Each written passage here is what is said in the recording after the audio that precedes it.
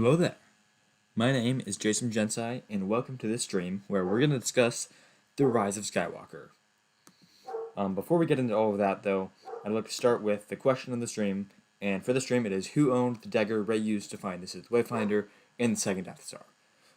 So that's the dagger that, basically who owned the dagger before they found it on Pasana. So you get one guess. Only the first person to get it right gets any points. You get 10 points and no looking it up. Those are the 3 rules in the reboard. So there we go. If you know the answer, type it in the chat. Type it in the comments if you're watching after the stream. But with that out of the way, let's get on to the meat of the episode, and that is the Rise of Skywalker.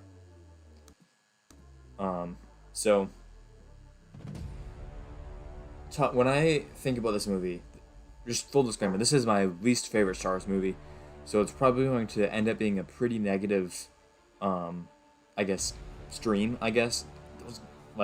There's lots of things I don't like about this movie, but I am going to try and keep it positive, just because I do love Star Wars, and I don't like Star Wars because it's not good. I like it because it is good, and so I prefer to talk about the things that I like in it. So I'm going to, just to go through all the movies, Rise of Skywalker is one of them that I have to review, and I didn't like it very much, to be honest. So I'm going to talk about why, and I'm talking about things I did like as well. To start off with, the whole idea of bringing Palpatine back is probably my least favorite part of the movie. You can tell a bad story in Star Wars, and I can kind of just be like, okay, that's fine. It's just not very interesting to me. I guess I'll just read the next one, or watch the next one, or whatever the next one is. You can make a bad character, and then it's like, well, I mean, I might see them later, and they might ruin another story. Not ruin it, but, make it worse, but, it's a bit more of a big deal than a bad story to me, because you can't really just ignore it, because they spread throughout everything, right?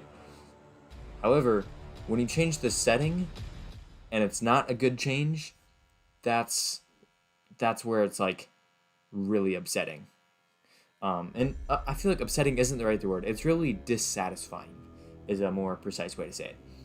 And of course what I'm talking about here is bringing Palpatine back to life, which is an idea that I absolutely did not want. The trailer came out and I'm like, oh, Palpatine. I hope he's not back in the flesh. That would not be good. And then he's back in the flesh, kind of. So they went with the cloning technique, which I, honestly, just, in my opinion, you should probably just stay away from the cloning. The clone army is pretty cool. There's a lot of interesting stuff there. But when you clone, a Force sensitive, that's where I think it's just a really bad idea. Because now, we can ask, well, why didn't they just clone a bunch of Force sensitives for the clone army? That would have been much more powerful.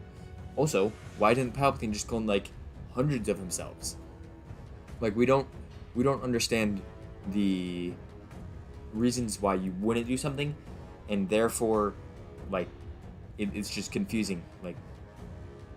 I don't know. It's hard to explain. It's if you give, let's say you have a character and you give them this super magical weapon, and they go and they fight the big monster, and they don't use it, even though it's perfect for that task. It's just dissatisfying. Why did you show the scene where they get the cool weapon? It doesn't make any sense. So this is kind of the reverse of that, where they fight this giant monster and they lose because of it. And then 3 scenes later, they mention that they have this really awesome weapon that they could have used, but they didn't. But they don't say why they didn't use it. It's just really confusing, dissatisfying, just not really good for storytelling, I guess. At least in my opinion. That's how I see Palpatine coming back. Or at least that's one of the angles I can look at it. Another reason I don't like Palpatine coming back is the reason he died is because of Anakin fulfilling the Chosen One prophecy. And sure, technically you could say, oh, he brought balance to the Force for a little bit, so it doesn't technically ruin the Chosen One prophecy, but it ruins the story around it. Anakin killed Palpatine. That is, his legacy is, sure, he has more than one legacy, but that is what he is most known for to Luke and Leia, and probably most of the known galaxy at that point, is killing Palpatine. And they brought him back. It doesn't ruin Return of the Jedi, but it takes away from it. So yeah, I don't know. And I know there are lots of people who think, oh, it doesn't ruin it for me, or it doesn't take anything away from me. But just for me, it does. And it's because that's kind of how I see Anakin as redeemed, is he saved his son by killing Palpatine. He saved what he loved by destroying what he hated. And that brought him back to the light. Or I should say, he did that because he got brought back to the light. And yeah, so, again, it's not ruined. It's just not as good as before, in my opinion. So yeah, okay, so I'm going to divide this review into 3 segments. Character, actually I'll do plot first, and then I'll do character, and then I'll do, I got it this time. Plot, setting, character. Because I actually do like how they treat characters in this movie, so I'll deal with that last to leave it on a positive note. But let's start with the plot, just to get a general, whatever. So it starts off with an opening crawl, and Palpatine is back. Already discussed that, don't like it, oh well. So they go to this, like, cool asteroid ice thing, not really sure what it is, seems kind of like an ice space station. It's pretty cool. And they're in the Millennium Falcon. This is Poe, Finn, and Chewie, and some other people too. I don't know what they're doing. And they get this message, but right as they're getting it, the First Order shows up, and they have this cool chase scene that ends with light speed skipping, which I will get to during the setting. I have just a little bit to say about light speed skipping, just kind of confusion, I guess. But yeah, so they use this new power right at the beginning, usually not too bad of a thing. Usually you introduce a few new powers in the beginning, foreshadow them for later, and then you use them later. In this case, they didn't use them later, but oh well. Anyways, they go back to the home base, and Rey is training. And this to me, okay, so part of me is like, yay, she finally trained. The other part of me is like, oh, they put the training scene in because they got all the feedback about how Rey wasn't training. Oh, I can see why they made this. I'm thinking about how they made it, not thinking about the thing they made. And it takes me out of the story. So, like, that's kind of what fan service does, is you start thinking about how why they put that in there. And sure, on first look, it's like, oh, yeah, it's good they put it in there. They need Rey to train more, right? So it's good. But as soon as you start thinking about that, it takes you out of the movie because you're thinking about fan service and fans and the actual storytelling rather than the actual story. So yeah, Rey's training. The other thing I have to say about Rey's training is it doesn't seem to be very good training. Her meditation, I don't know. Hard to critique meditation unless you can mind read. But she is also saying "Be with me," which is kind of awkward because the only people who chant in Star Wars usually are the Night Sisters. So it's just kind of awkward to see a Jedi chanting. Well, I suppose there is that. I'm one of the Force, and the Force is with me. But he's not really a Jedi. Kind of is, but not really. Yeah, and I do have that same critique for that scene in the last Clone Wars story arc where Ahsoka is saying, I'm one of the Force and the Force is with me. I don't like that chanting thing either. I think it would have just worked better if she had just been quiet, like calm, meditating, like a normal Jedi, you know? But anyways, so yeah, Rey is chanting that. She has a bunch of rocks floating down. She's become Aang from Avatar: The Last Airbender, and she floats down and is like, they're not with me. And yeah, that's good foreshadowing for later. It's good. Then she does the training course, and as someone who used to really admire ninjas and watch Ninjago and decide to build a few training courses, they don't really work.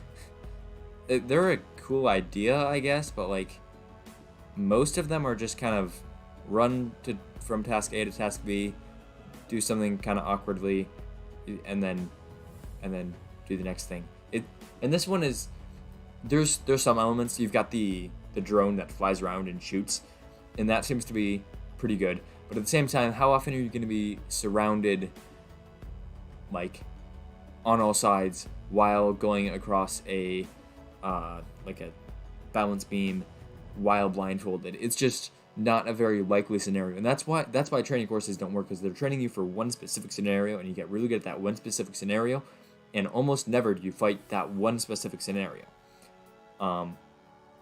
She does do a jump. That is good training, but like, why don't you just do a bunch of jumps in a row to maintain strength? Yeah, and here's the other problem with training courses is usually they're like a storytelling device, and the character does it like once or twice, or maybe like a few times, but like it's not really training through repetition, which is how most training happens, is just lots of repetition.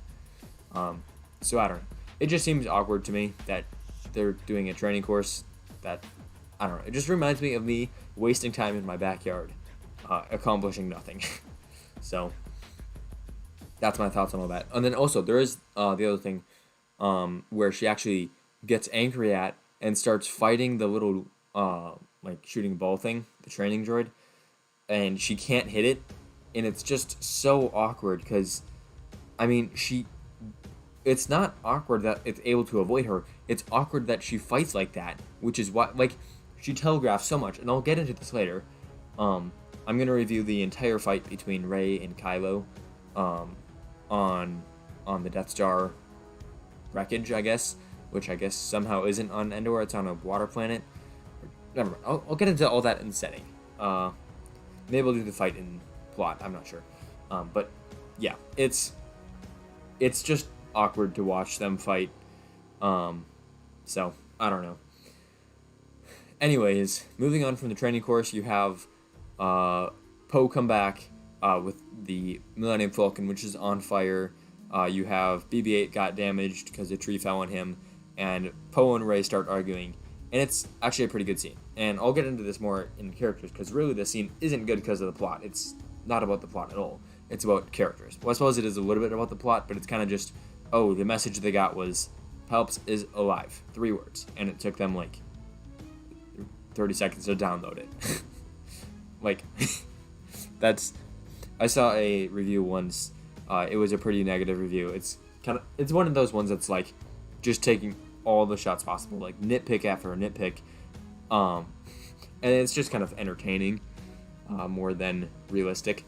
But they said you could probably shove the entire like message, like physically shove it, like a piece of paper, through the pipe that they connected to R2 in the time it would take, in the time it took to have R2 download it, because it's literally posed like, okay, our spy confirmed, Palps is alive, and that's like what the spy confirmed. I do think that maybe, like, they don't mention it, but I think it might have been like JJ's intent to have it be not just Palps is alive, but like Palps is alive. Here's a few schematics of his Star Destroyers, or no, because I was gonna say because Rose was looking at Star Destroyer schematics, but those are old designs that she was looking at to try and, and they're completely new, so never mind. So then they decide to go on an adventure and find the Wayfinders. That's about the only plot development there, except Rose doesn't come with them, because JJ didn't make Rose, so he doesn't want to use Rose. Why would he want to use Rose? Like, in fact, on this poster thing I found, oh no, the Rose is there, right beneath Lando, next to C-3PO. I didn't realize she was there. That's pretty cool. So Rose doesn't come. The rest go to Pisana, where they need to find a dagger with a message written on the dagger, but it's in the Sith language, so they have to go to Kijimi to translate it. And once they get to Kijimi, they realize that they have to go to Endor to get to the Wayfinder.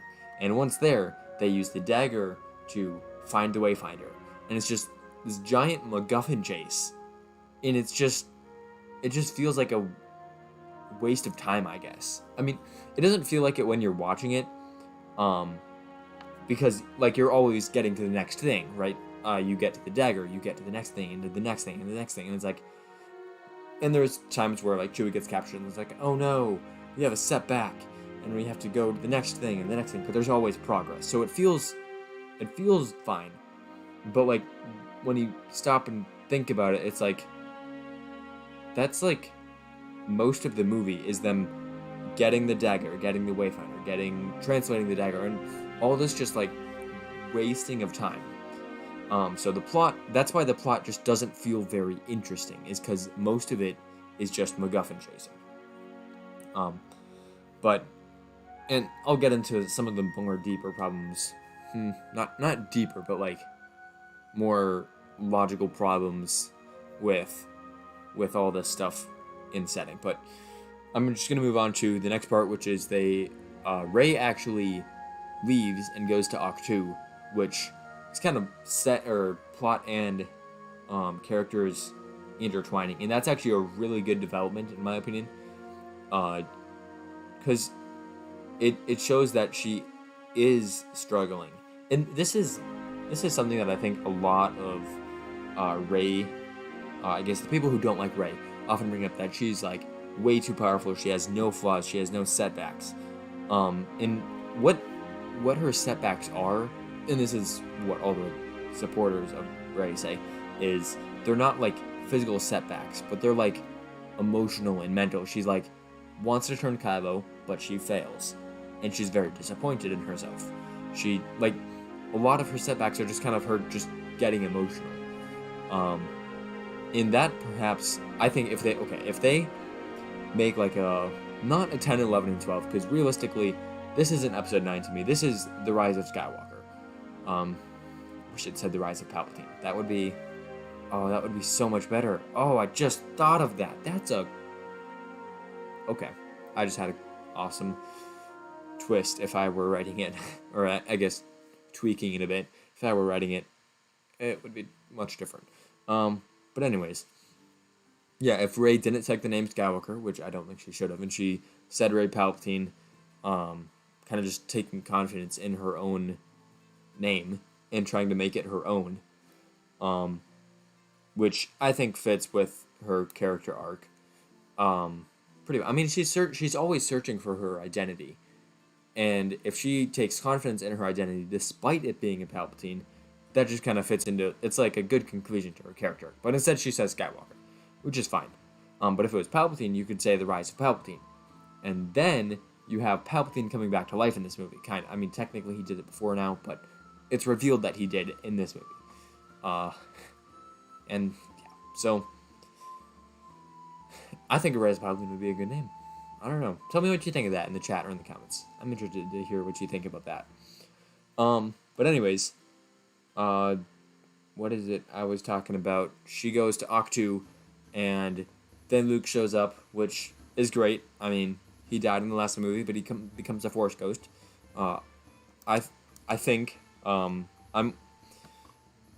his death does not make sense to me unless it wasn't him like dying of overexhaustion, like it kind of seems like it is, but more that he's like, well, I don't really have anything left to do here. I'll just become a Force ghost. So he becomes a Force ghost. Like that to me would be pretty cool. So I get, and there's nothing really to contradict it. Granted, there's nothing to prove it, but it's good headcanon because there's nothing to contradict it. Unless you can think of something that I haven't thought of. Please let me know if that is, because I always like to be right. But anyways, so she goes to Octu. Everyone else goes to, where do they go? They go back to the Rebel base until Rey flies back to Exegol in the X-Wing, which is so cool. I love that scene. But anyways, she goes back to Exegol and she fights Palpatine. Kind of. Everyone else shows up because she's somehow able to use the Wayfinder to transmit. I'll get into that later. Anyways, somehow everyone else shows up as well. And then Kylo shows up, and then literally everyone else shows up. Well, not literally, but as close to literally as you can get with that statement. All the live people, most of the live people, I should say, show up on Exegol and create a giant traffic jam that blows up a bunch of Star Destroyers. Yeah, I'll get into all this more in setting. But anyways, they show up and they have this giant battle, and Rey almost kills Palpatine, but decides against it because she's a Jedi, right? and I'll get into that more in character. But anyways, then Kylo and Rey face off against Palpatine. Palpatine is like, ooh, a dyad in the Force. That's a thing I just invented. And he uses that to come alive again, even though he was kind of alive. Is he alive? Is he dead? I'm not really sure. It's about as vague as dark secrets, cloning, secrets only the Sith knew, right? Yeah. I feel like that line is going to be made fun of for a long time. But anyways. Oh, also the dark side of the Force leads to many abilities some consider to be unnatural. Oh boy. Yeah, so there's all that. Yeah, okay, so here's the other thing I do want to mention about Palpatine coming back to life is it probably could have worked if there was not just a better explanation, but an explanation to begin with. Like what did he say for how he came back to life? Oh, he didn't? Oh, well that I guess that's fine. We can just all just I'm not sure. I don't know how this was meant to go down in JJ's head, but it just doesn't work for me. But anyways, back to the plot, because I keep getting sidetracked by setting and characters and all that. Yeah, they're really intertwined stories. It's kind of hard to review them. I should probably get better at it. But anyways, so yeah, so then so Palpatine comes back to life, even though he was kind of already alive. And then he flings Kylo down a pit, and that's actually a line I kind of like. It's just like, of course Palpatine would be like the most spiteful person ever, especially after being dead for 30 years. And so he throws the last Skywalker down a pit, which is just hilarious to me. But anyways, Rey is basically dead. The fleet is almost destroyed, and then well, okay, the fleet wasn't quite destroyed. And then Palpatine unleashes giant thingy of lightning that hits only the good guy ships. Oh boy. I'll get to that in setting. I could also cover that in characters, but I'm going to do that in setting because it's more like, how is this possible type of thing. Whereas characters is more character development. At least, that's how I see it. Anyways. So then Rey gets up and fights Palpatine. And, oh yeah, remember that lightning that he was taking down an entire fleet with? Not just an entire fleet, but, like, all the people? Yeah, Rey blocks that with one lightsaber. And then she holds up a second lightsaber. And good thing she did, because apparently that magically reverses the effect of the lightning, and then Palpatine starts getting hit by it. Oh, and then once Palpatine dies, Exegol just crumbles a bunch. But only the Sith statues, not the ground that they're standing on. Yeah, that all happened. I remember, like, after watching it for the first time in theaters, and I was just thinking about it, I'm like, wait, how did Rey beat him again? And I just could not remember how that all went down, because it's just so, like, confusing. Like, why did this all happen? Everything just kind of started flashing and crumbling. And that's the other thing. Exegol looks pretty cool, it looks pretty cool, but there's two reasons I don't like it. Two things I don't like about it, I should say. One, it doesn't really make sense for there to be a Sith base there, a First Order base there, or Final Order base, I guess. Like, what is on that planet that would make you want to set up a base there or a home there? Why is it the Sith homeworld? Like, how? Nothing grows there. It's all rock. There's lightning everywhere, and it doesn't even make thunder. It's just kind of squeaky lightning, which is just kind of weird. And then the lighting is so, like, I'm not sure how this is seen as good. I mean, I kind of get it because it does kind of look cool, but it's like you can't really see anything. It's just dark, and then there's flashes, but the flashes aren't like even. Like, it seems like the camera angle is shifting every time it flashes, and like I can't tell if it is, but it just seems like it does to me. Yeah, I don't know. It's just a weird planet. Like, I was watching it today, and it's like I can't really tell what's going on. Is like Kylo is fighting the Knights of Ren, but it's all dark, and there's no lightsabers or blaster bolts to show what's going on, and it's just weird. Weird is the wrong word. It's confusing, is the word that I think is unclear. There you go. That is the word that I'm going to stick with. Unclear. The planet makes fighting unclear. Anyways, I guess that is pretty much the end of the plot. There is a few more scenes. There is Rey, like burying the lightsabers in the after party. That totally didn't just rip off Return of the Jedi, except worse. I'm sure. Right. Right. Yeah. They do have the scene where Rey's burying the lightsabers, which on part of me just doesn't like it, except for the music. The music to that part is really, really good. Speaking of music, let me know what you think about the music I have in this stream. If you can hear it, I'm not really sure on my end. It doesn't play on my end. But it should be some music, and it's new. So let me know what you think of that in the chat or in the comments. I'd love to hear what you think. But anyways, back to the music in actual Star Wars.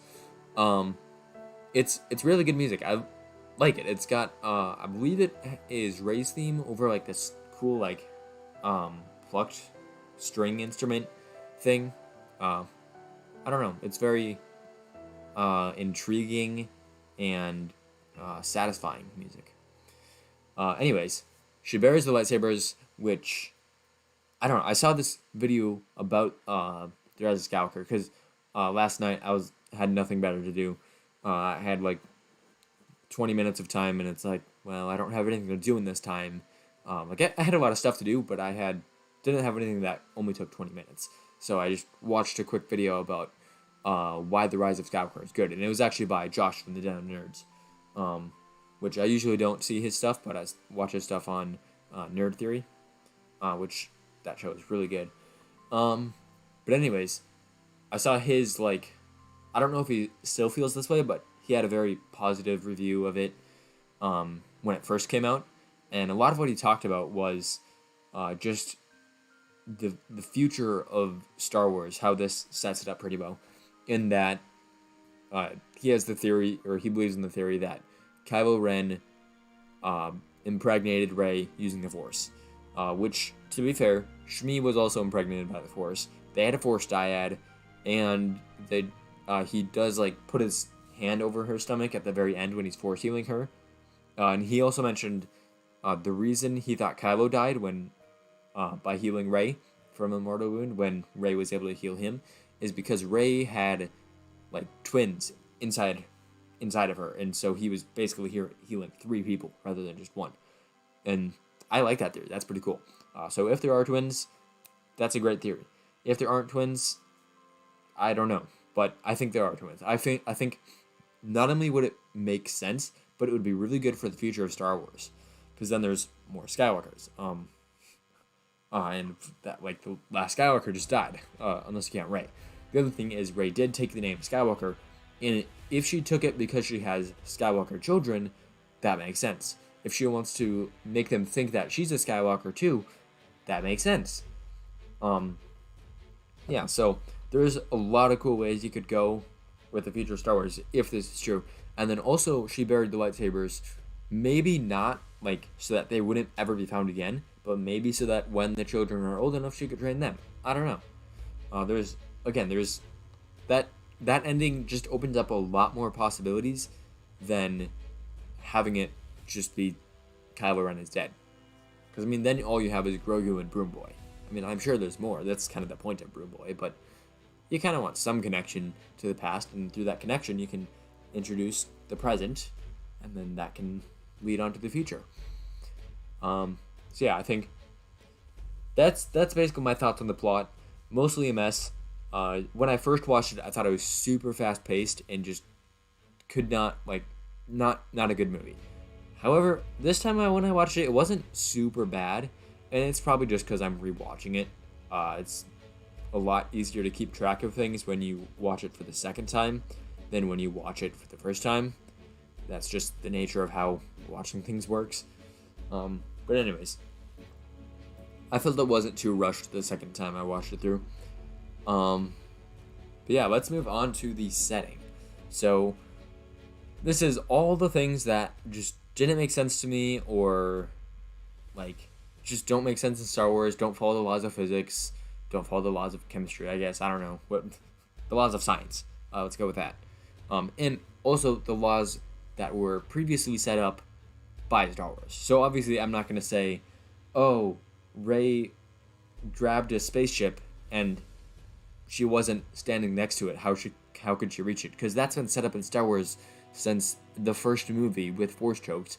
Further set up in the fifth movie, or second movie made, when Luke force pulls the lightsaber, and all throughout Star Wars, people have been force pulling, pushing, and telekinesis is the thing. So obviously, it's not bad. So if it contradicts the rules set up before, there is one other side note to that, and that is new powers can be invented if they're done right, and if they make sense in the story.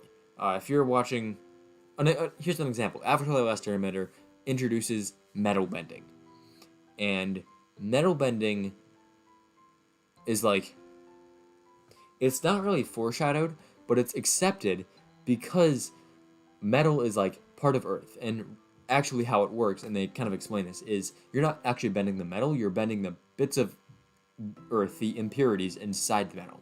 So something like, I don't know, really, really pure stuff. I'm not a blacksmith, I don't know this stuff. That something that doesn't have very many impurities, it's been folded like a million times or something. That's not quite how it works, but you're not going to be able to bend that as well as something that's just like pretty much just a raw ore, but still needs to be smelted. But anyways, the reason that's accepted is because it makes sense. Same with lightning bending. Lightning is pretty similar to fire, so obviously a firebender can learn lightning.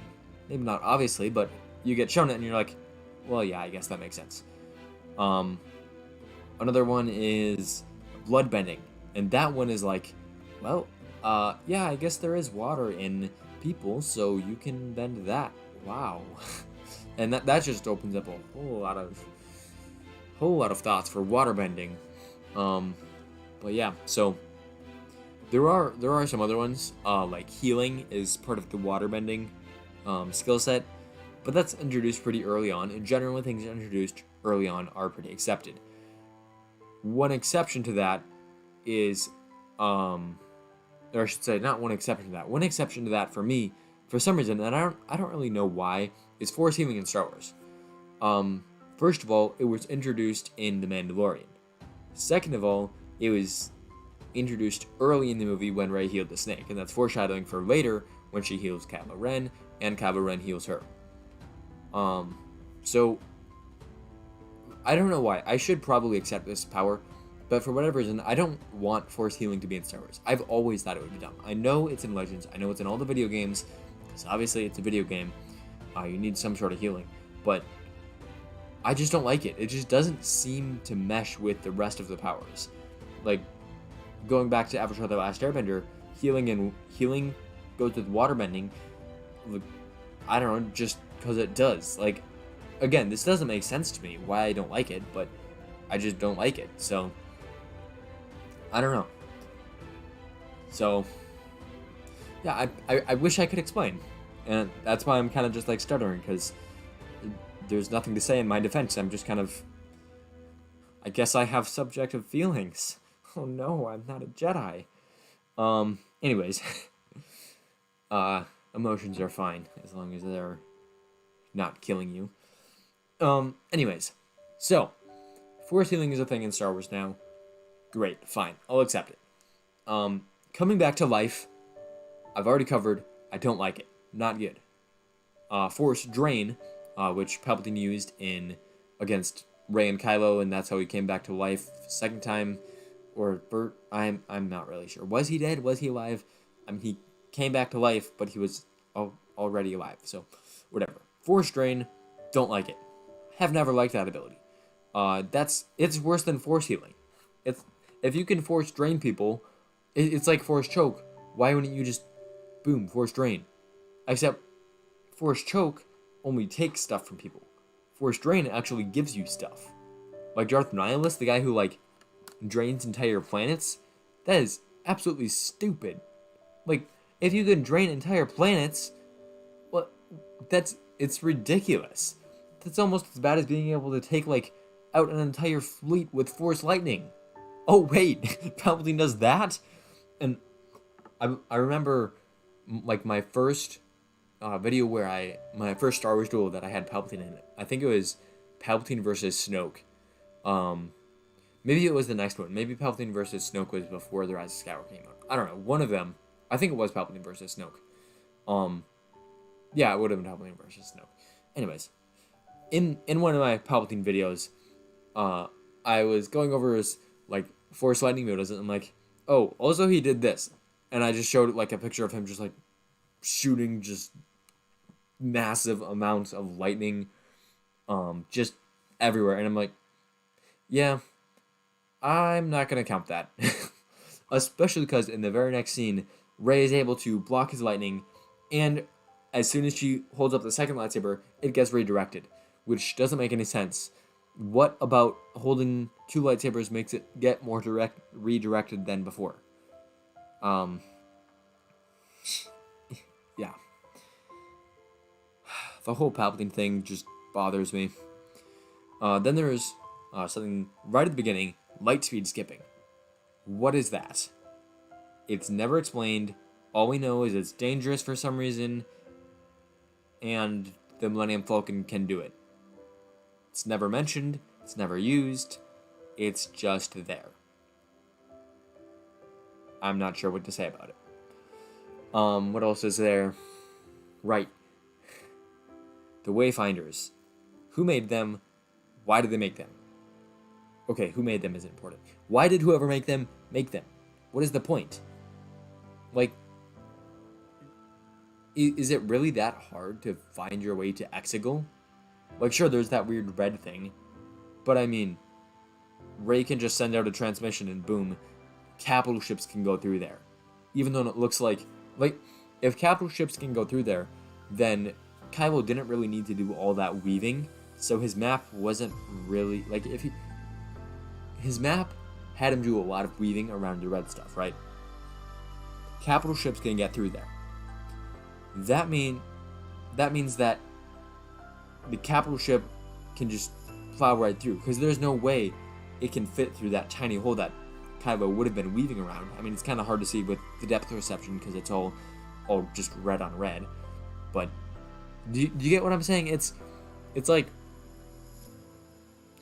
Kylo wouldn't have needed to weave around through all that red stuff, all the, like, red cloud things, if they had been wide enough for capital ships to go through there. And if they're not wide enough for capital ships to go through there, that means those capital ships don't follow the tunnels. And if capital ships don't follow the tunnels, why do you need the map? Because everyone else can just go straight through. As long as you know where it is, boom. So, I don't know. Maybe you could say, like, coordinates, but, like, the other problem is, like, Ochi's dagger pointed to one of the Wayfinders, but that Wayfinder was on the wreckage of the second Death Star. It didn't say go to the second Death Star. It said go to, I think it's the Forest Moon of Endor, but it's not a forest anymore. I'm not sure where this is. Like, that's the other thing. How is the Death Star wreckage in an ocean? It doesn't make any sense. But whatever, let's say it's on an ocean. Why does the dagger say to go to there rather than say to go to the second Death Star? How did Palpatine know it was going to get destroyed? How did he know it was going to fall in that specific spot? How did he know that the waves wasn't going to, like, change the wreckage at all? Or how did he know, like, because that, it just, do you see why this doesn't make sense? And even if it did all make sense, Rey finds it by holding up the dagger, lining up to the wreckage, which, how does he know it's going to be in that shape? Or how does he know it's going to stay in that shape if he gave it to him, made it, and gave it to Ochi after it went into that, after it fell? Like, with all those waves, there's no way it would stay in that shape, especially if it's a moon. I'm pretty sure Endor is a gas planet, so it has to be a moon. And Not sure if it's Endor. But either way, think about how the moon creates the tides on the Earth. Now imagine if you're a moon and you're orbiting the Earth. Those tides are going to be massive. There's going to be huge waves. Like, there's going to be a lot of shifting around. And that's going to cause a lot of problems for that dagger, because the wreckage isn't going to stay the same forever. There's just no way. So how is that knife going to line up perfectly, and you pull out the little thing, and it points to it? Does Rey realize that if you take 2 steps to the left, first of all, it's not going to line up correctly, but second of all, even if it does, it's going to point to a completely different spot. Like, what if you were standing on the other side?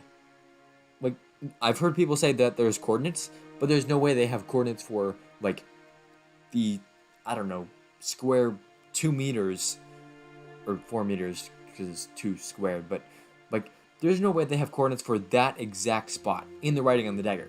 Like, the coordinates for that part of the galaxy, then for that system, then for that planet, then for that moon, then for that continent, then for that, like, piece of the continent, and, like, it would have to be so specific. Like, there's no way you could do that.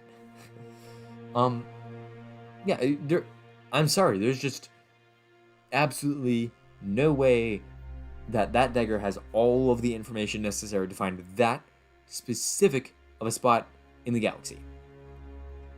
And that's not even mentioning how that dagger was made, like, so long ago. And I don't know, do you see why having too many MacGuffins is a problem? It just stops making sense at a certain point. But anyways, moving on from all the MacGuffins, let's talk about I think that's it for setting. Oh, one more thing. Star Destroyers that can't tell which way is up. Why can't they tell which way is up? And even if they can't, how did the lead Star Destroyer, like, okay, so they say in the planning session, so there's this tower here that's going to tell all the Star Destroyers which direction is up, right? You tracking? So we're going to blow up that. They get to the planet, and they shut off the tower. And they're like, oh no, it must be coming from somewhere else. And they find out it's coming from one of the Star Destroyers, which, by the way, is what it's guiding. Do you see the problem here? It's like having a blind man lead another blind man. That's just not gonna work. You need someone who can see, or what? Technically, there are ways to get around it. Like, you could have the stick things, or I'm not really an expert, but, like, I read a book once where there was a dog that helps. I'm not really sure. But you don't have just a blind man. You need someone who can see, or some way to see. You can't just have one of the Star Destroyers tell the other ones which way is up when it doesn't know which way is up. It doesn't make any sense. Ah, my goodness. Then they have the cavalry charge on a bridge, or not on a bridge, sorry, on the Star Destroyer. Fine, I guess. Not a good idea, but I guess it's doable. Like, do you realize how much harder it would be to transport horses than to transport speeders, and how much slower horses are than speeders, and how much better smelling speeders are than horses? Like, come on, guys. I mean, sure, it looks cool, but do you know how awesome speeders are? That would look 100 times cooler. Speeders are just so good. Anyways, oh my goodness. Yeah, so that's all I have for setting. Let's move on to characters, which is probably my favorite part of the movie, and probably the redeeming quality of it. I won't say it's a good movie, but I will say it's not as bad as I used to think it was. So let's talk about characters. Let's start with the villains. General Hux. Yeah. Sorry, he's a joke in this one too. I'm the spy. Yeah. Yeah, I didn't like Hux in this one. He was set up so well in The Force Awakens, and then in The Last Jedi, he becomes more of a joke. I still thought he was kind of a rival to Kylo Ren, not as much as before, but it was still fixable. And then JJ watches this is conjecture, but JJ watches The Last Jedi and he's like, man, he ruined Hux. I got it. I'll make a new character. And boom, that's how General Pride is made. Well, Pride is kind of different. He's more of a Imperial loyalist, but I could see it going down that way. He's like, I need a new main Tarkin. I'll make a new guy, because Hux is irreparably... I don't know if that word is right. Just basically not repairable. Irreparably destroyed. Tell me if I'm using that word wrong. I'm 68% sure I'm using it right, but I could very well be wrong. Anyways, moving on from Hux to Zori Bliss, and I'll talk about Babu Frick next. Zori Bliss. We first meet her, and he's about to kill, or not he, sorry. She is about to kill Poe Dameron. And then she gets beat up by Rey, and she's like, oh, you know what? We're friends now. I think you're okay, right? That's just... Like, characters shouldn't just turn on the snap of a finger, or flick of a switch, as the actual saying is. I don't know why I said snap of a finger. But, like, they don't just switch ideas like that. They, especially, like, made-up characters, like, it's not, like, in real life, people might change their mind a lot, but in his story, it's just not as satisfying when characters change a lot. So you want to actually make them even more rigid than in real life, or at least that's the advice I've heard, and that's the kind of stories I like. Like, you do want change, yes, but it shouldn't just be just like that. It should have a motive, it should have time, it should have foreshadowing, and Zori Bliss's conversions have none of this. Not only does she just suddenly switch to not killing Poe, but then she's helping Poe, and then even later she suddenly makes the switch to give up her, like, commander's circle thing, that thing, which I should have covered in setting, and I'll cover that now because I forgot. That thing doesn't make any sense. We've never seen it before. Just use code cylinders, or codes, like we've seen in the rest of Star Wars. I mean, I get it, it's a new organization, but is it really? It's still kind of the Empire, right? And they would probably use, like, newer technology, and even if they didn't, how does Ochi's ship have a slot for that? It's an old ship. How, like, First Order ships might have new technology, but that one certainly shouldn't. So, I don't know. That just doesn't make sense to me. What, like, how? How? I don't get it. But, back to Zori. She kind of just flips. I do kind of like Poe's interaction with her at the end, where like, he nods to her, or she nods to him. Anyways, they nod at each other, basically. Kind of like a Boba Fett, respectful, just, oh yeah, you're cool. I recognize you. Yeah, that kind of nod. It's pretty cool. And then Poe gives her this look. It's like a questioning, semi-romantic, but not really look. And she shakes her head. And he nods like, okay, fine. And it's just this great non-verbal communication thing between the two. I don't know. It's just really cool. Yeah, so Zori Bliss, in this movie, not really that good of a character. I could see them doing more with her. They did write a book. I don't remember it super well. It wasn't my favorite book. Wasn't super good.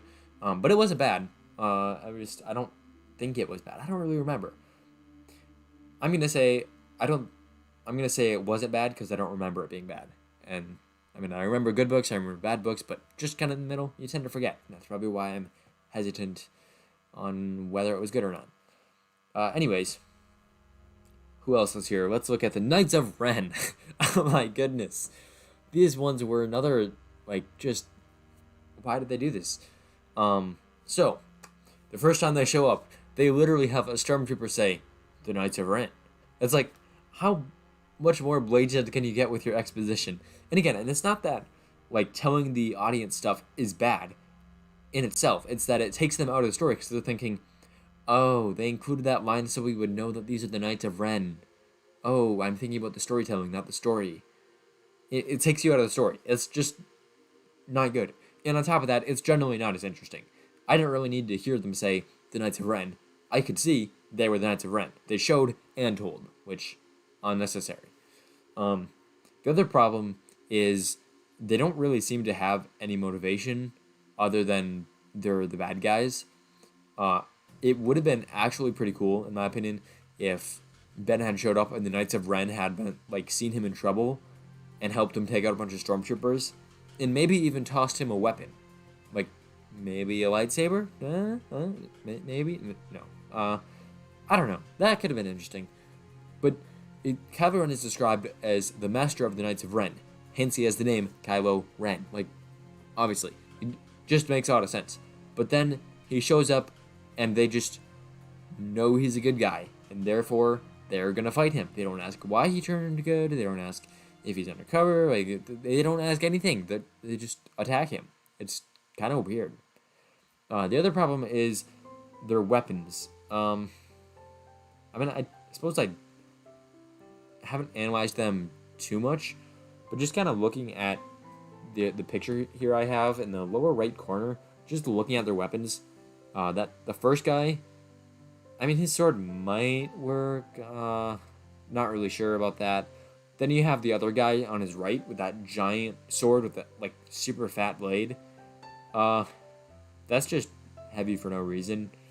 I mean, maybe it's good. I don't know. Again, I don't know these guys' weapons too much. I know they're in a comic, and that's kind of the extent to which they've been explored. But in this movie, or I should say, in The Force Awakens, they're mentioned. And seen in a flashback. Then in The Last Jedi, they are nowhere to be seen. Finally, in this movie, they're seen, but they don't say anything. They don't really do that much. I mean, they captured Chewie, but you don't see them do it. They just kind of watch him, and then they have him captured. They even have a stormtrooper be the one to be looking at the dagger. Like, why not have one of the Knights of Ren do that? Then they also look for Rey and friends on, what's it called? Kijimi. They don't find her, so they're just kind of walking around. One of them, I think this is a Knight of Ren. Maybe it's not. But one guy is the one who builds Kylo's helmet, which, why? Like, do they realize that implies that some poor First Order grunt had to go sweep up Kylo Ren's helmet and not throw it away? Why would he do that? It just doesn't make any sense. Just takes me out of the story. There's so many little things in this movie that just bug me. And they all add up to this giant bug that eats people, I guess. I don't know. That analogy was taken too far. You have gone too far. Anyways. So yeah, the Knights of Ren, not really that cool. Sorry.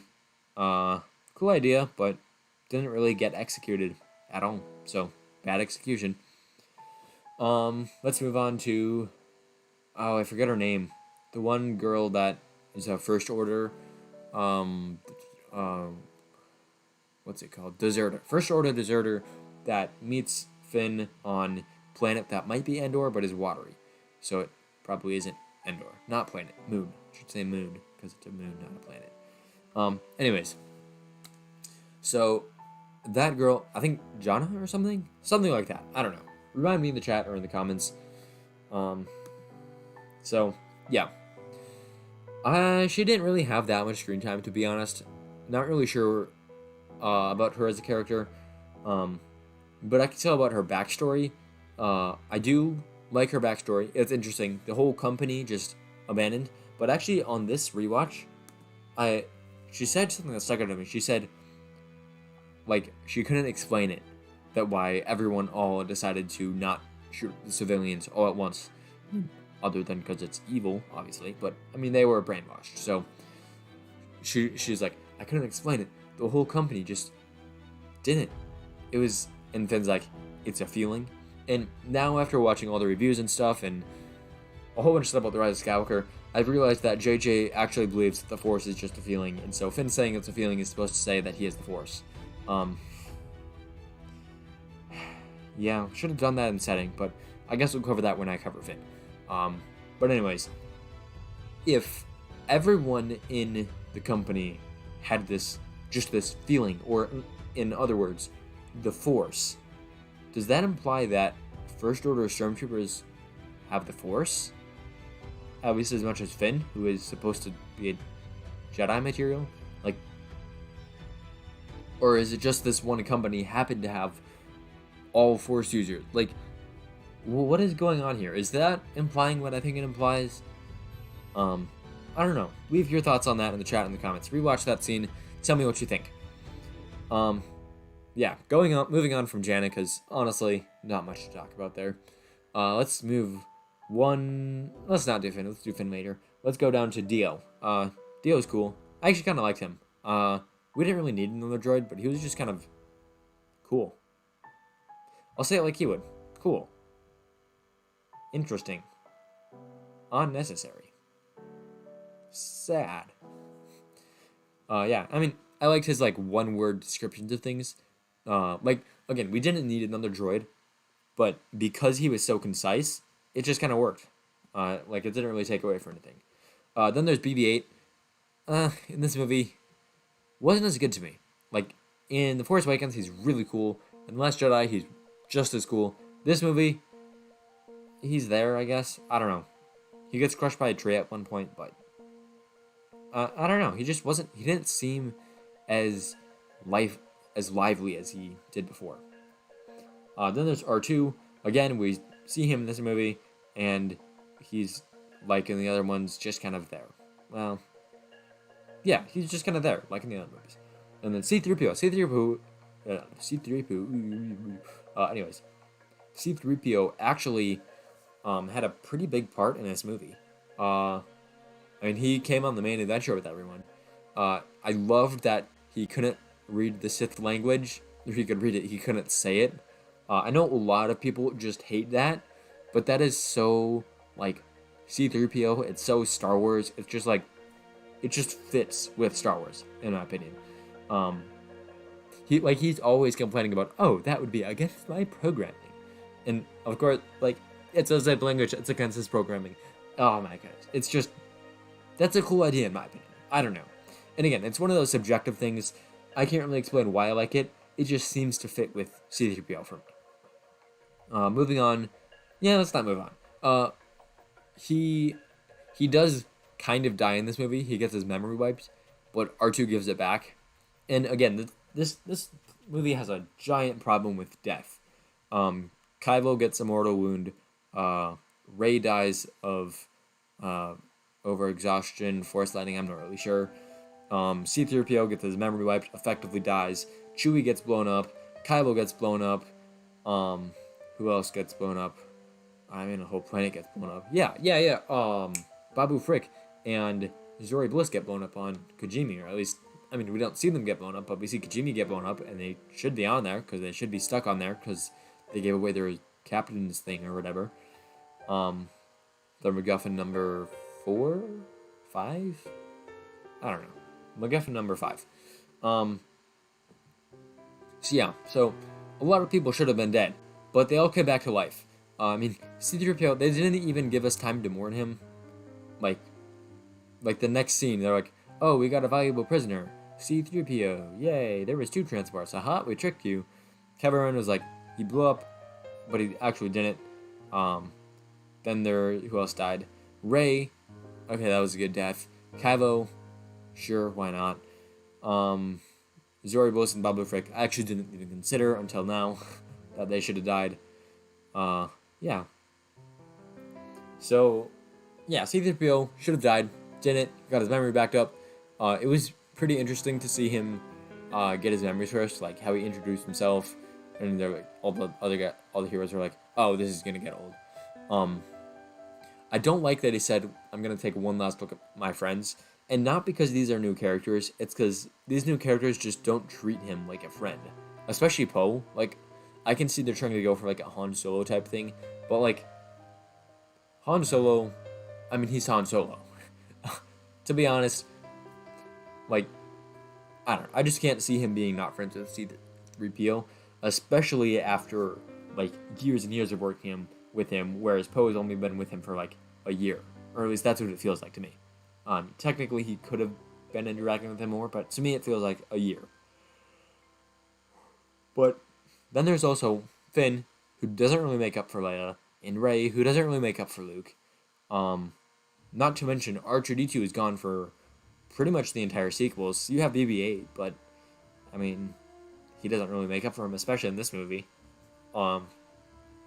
So yeah, C-3PO just kind of seems like he's not taking one last look at his friends, unless, because he's a robot, he's like playing videos of Han, Luke, and Leia to himself, and Chewie as well. I always forget Chewie.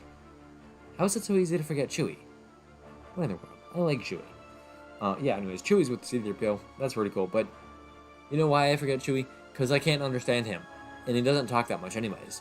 So everything he says, I figure out what he says through another character. So it's kind of like, I don't know, his communication is once removed from me, if that makes sense. So I guess that's why I don't like him. There's my explanation. Why I don't like him? No, why I forget him. Man, my brain is just a mess right now. To be clear, I do like Chewie. I often forget about him. That's because he's, doesn't speak basic, because he can't, because he's a Wookiee. But anyways, back to C-3PO. If he's playing videos of Han, Luke, Leia, Chewie, R2-D2 to himself, as he says, I'm taking one last look at my friends. Yeah. So, there is all that. I should also talk about Babu Frick, because I forgot to talk about him earlier. Yeah, he's pretty cool. Yeah. I like his voice acting, and I guess the idea of a really tiny mechanic guy. That's pretty cool. Moving on to Rose. Yeah, she stayed home today. So, Ryan introduces this character called Rose, which a lot of people didn't like the character. Not the actor, by the way. Just thought I'd mention that. A lot of people didn't like the character. So, what JJ does is he has her do homework instead of going on an adventure with the rest of the team. And I know that's putting a lot of spin on it, but, she got taken into the story because people don't like her. I'm guessing because JJ didn't like her, although I can't prove that. It's conjecture. Because they didn't have a plan. Ryan just introduces this character because he wants a character to tell Finn that he needs to not fight what he hates, but say what he loves. Which, by the way, just watch my last Shadow review. That lesson does not work in that movie. Good lesson, but not for that movie. Anyways, Rose is just not in this movie because there was no plan. If you're gonna introduce a character in the second movie of a trilogy, they should show up in the third movie of the trilogy, and not for 5 scenes. Anyways, let's move one up from those on the poster to Lando Calrissian. And he also had a pretty small role to play in this movie, but I did like seeing him. I don't know, I think it's Billy D. Williams, that's the guy. I might be remembering that wrong, but I feel like that's the right guy. That guy just seemed like he was having a lot of fun. And it wasn't in the way that took me out of the movie being like, oh, that actor is having a lot of fun. It was in a way that's Lando's having a lot of fun. And that just makes sense to me. It's Lando. He's gonna have a lot of fun. Let's skip up to Chewie. Chewie is, again, like I was saying earlier, he does his speaking through other characters, so it's harder to get to know him. But he had a few good scenes in this one. He gets captured. That whole scene is just brainless. In fact, let me talk about that scene, because I missed talking about that one. They're on Pisana, and Rey decides to walk out into the desert for no reason. And then Chewie goes after and gets captured by the Knights of Ren, which we don't see, and neither do the main characters. None of them see it. And then Finn goes out and sees Chewie being captured. And then Rey... Okay, so then Kylo comes around the corner in his starfighter. Instead of shooting Rey with his giant cannons, which would blow her up, he tries to run into her while she holds a lightsaber, and he's supposed to capture her alive. Actually, no, he probably says to kill her. But he wants her to join him. Why would he run into her? It doesn't make any sense. But anyways, that happens. She jumps over it, slices his wing off. His wing falls off.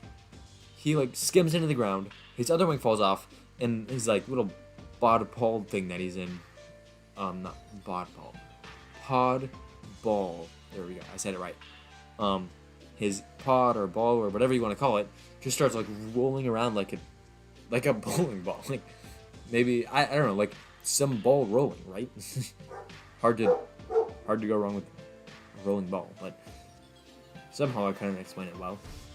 Anyways, it's just rolling and then blows up, and then 3 scenes later he's walking out perfectly fine, not a scratch. Like, how in the world?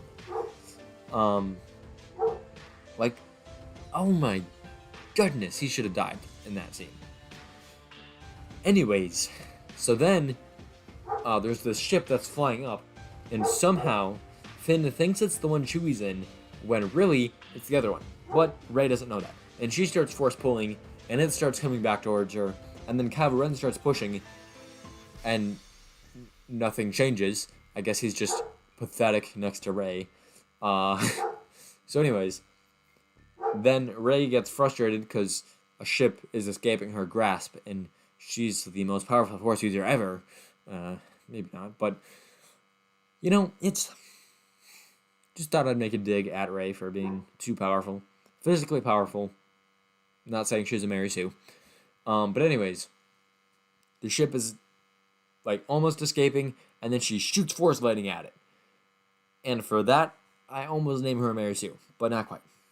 Just overpowered, which is pretty much the same thing, but it's subtly different. But anyways, she shoots lightning at it. Where did she learn lightning? And I understand thematically. She needs to fear that she's turning to the dark side. That's her whole point in this story. That's how she gets to Ahch-To. That's the struggle that she's facing, that she overcomes at the end of the film. So I get it. But at the same time, it kind of just makes... No, it just not even kind of. It just doesn't make sense. How does she learn Force Lightning that easily? She didn't even learn it. She just used it. Like, we haven't even seen Kylo Ren use Force Lightning. And I get it. She's the daughter, not son. She's the granddaughter of Palpatine. But still, how does she use Force Lightning? It's like the mind trick all over again, except, maybe not worse, but about as bad. So, yeah. Getting back to, where was I? At Chewie. Chewie has the scene where he mourns Leia's death. Pretty short. Yeah. Honestly, Chewie could have been treated a lot better in this trilogy, but, I mean, at least he did get to go on the last adventure with the main team. Yeah. And he did get to pilot the Millennium Falcon with Lando Calrissian, which is pretty cool. I did... All the characters they brought back and stuff, they're all pretty good. Maybe not Zoe Bliss, because she should have blown up on Kijimi, but, you know, I don't know. I guess I liked that scene at the end with her and Poe. But anyways, moving on to the big three and Kylo Ren. And those are, of course, Poe, Rey, Finn, and Kylo Ren. This is, I think, the movie's strength, other than Finn being Force sensitive, which, let me just talk about this for a second. So, throughout the movie, Finn is like, I've got this feeling, and I just know things that I shouldn't know. And then also, right before they go into the quicksand that doesn't make any sense, he's like, Rey, I never told you, and then he goes under. And apparently, what he was supposed to tell her is that he's Force sensitive. Because of course, that's the kind of thing that you tell someone when you're about to die, but don't tell them anyways. Definitely wasn't I love you. Yeah, definitely was the Force sensitive thing, I'm sure.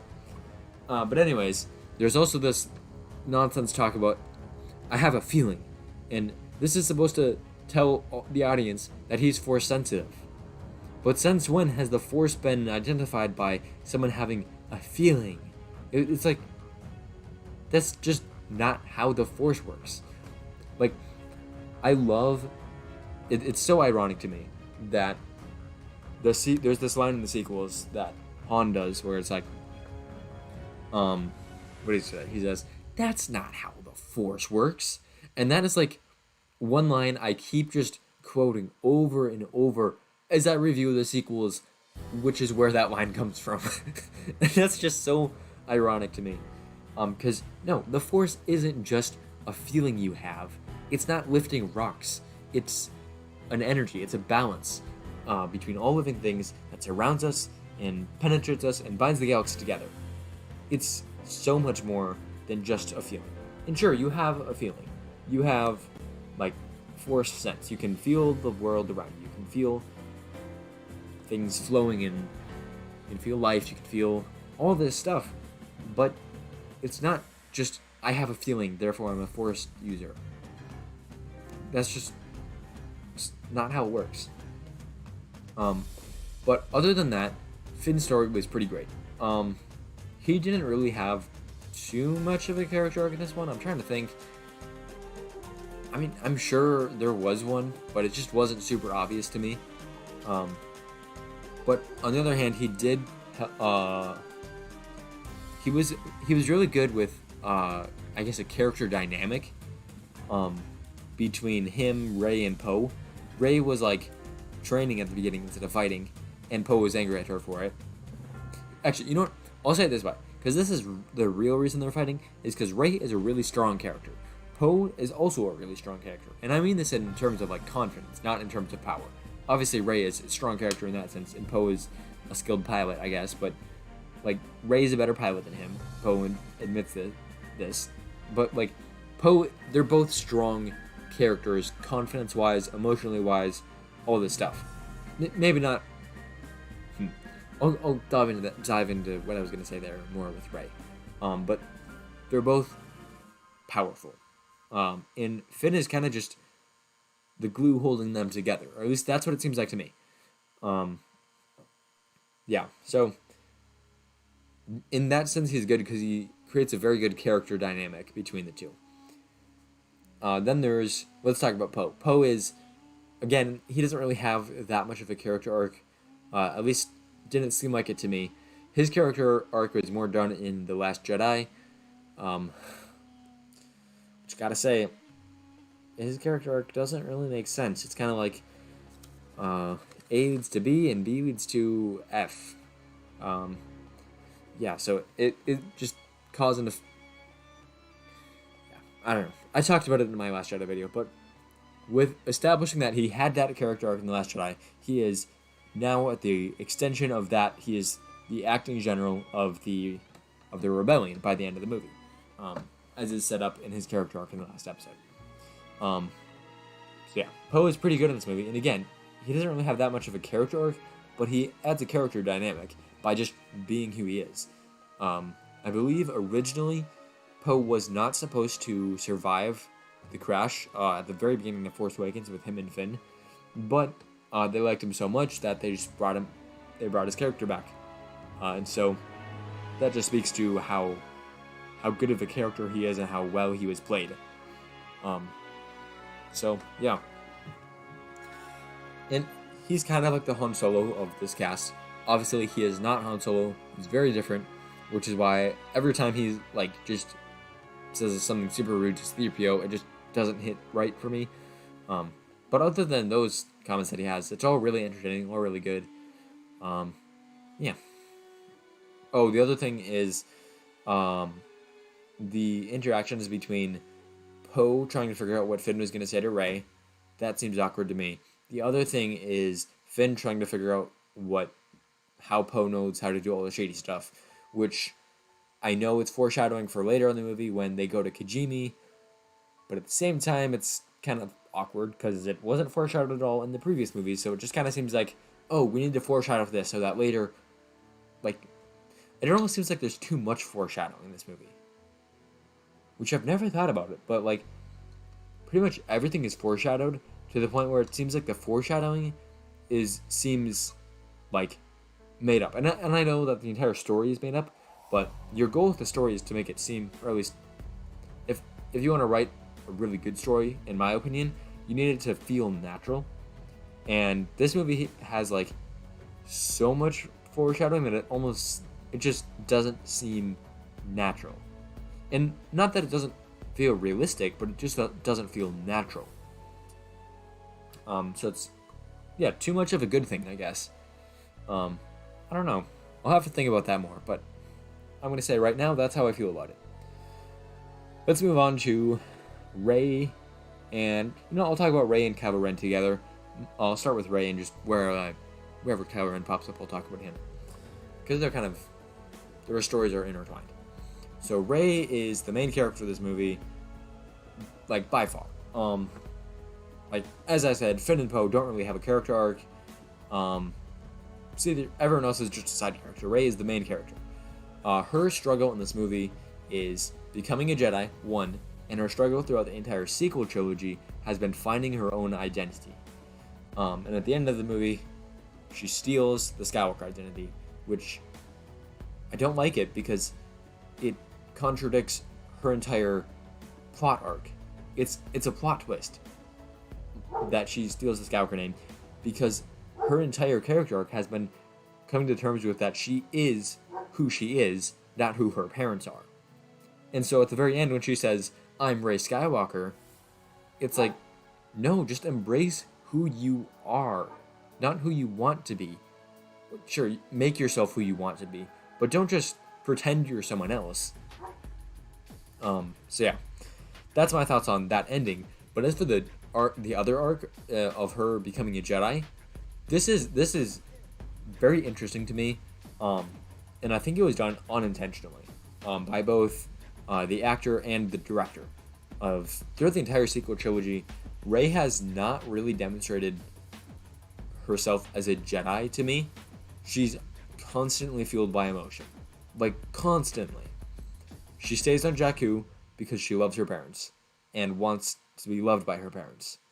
She leaves Jakku because she was scared for her life.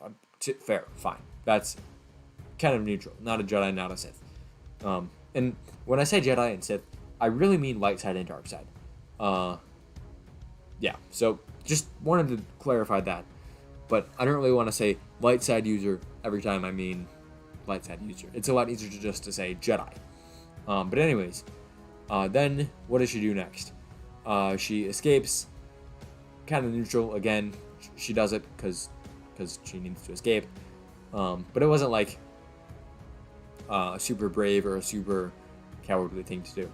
Not super selfless or selfish. It's just kind of neutral. So she escapes. Then she fights Kylo Ren. Again, same kind of thing. But when she does fight Kylo Ren, she fights with a lot of like yells and screams and